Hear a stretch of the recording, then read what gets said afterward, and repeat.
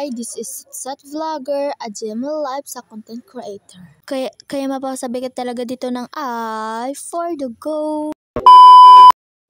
So tignan na naman kung gaano sila kasipag sina Uncle. Abay, oo. Baka gusto niyo tignan naman dito si Uncle ay naghubad pa talaga. Huy! At may isa pa talagang bading dyan yung nasa gitna. Naman diba kung gaano sila kasipag, baka gusto nyo kunin sila para pagawsin yung bahay. Huy! At ito nga pala si Papa yung binibidyohan ko dahil napakasipag niya. Ang galing niyang gumawa. Uy, ang galing. Uy!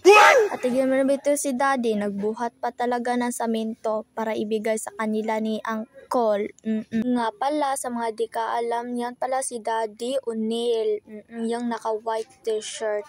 So mga kasatsat, nakita nyo naman kung gaano kasipag sila. At binalikan ko na nga pala si Papa pag video kasi ang sipag-sipag niyang gumawa. Tignan nyo na mga kamay niya kung gaano yung ka-dirty. Uy! Malamang ma-dirty yun day kasi maginawa. Tignan nyo naman nasa gitna, parang unggoy. So mga day, binidyoan ko nga pala silang tatlo. At ito nga si Daddy. Hindi pala nakita si Papa. At iyan na si Papa yung naka-blue. Blue ba yan? Basta sa akin blue. Tignan nyo naman diba guys. O ilan sila? 5 na sila guys. Kasi sumali na rin si Daddy O'Neil para sa gawa. Tignan naman guys, inano pa talaga yung samento ni Daddy para mas mabuti yung paggawa nila, Papa at Uncles. Siya nga pala ang parang leader sa gawa. Kung sa Bisaya pa Panday. Huy, pero sabi-sabi na nila yun.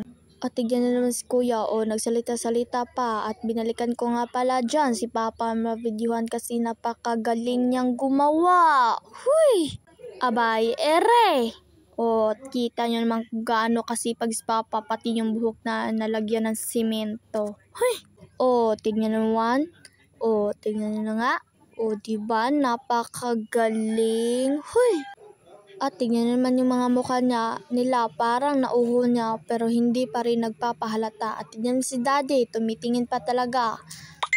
Siya nga pala, si Daddy O'Neil nga pala yung taga-igib ng tubig. So, binidyan ko pa talaga dyan. So, hanggang dito lang. Don't forget to follow, share, and comment!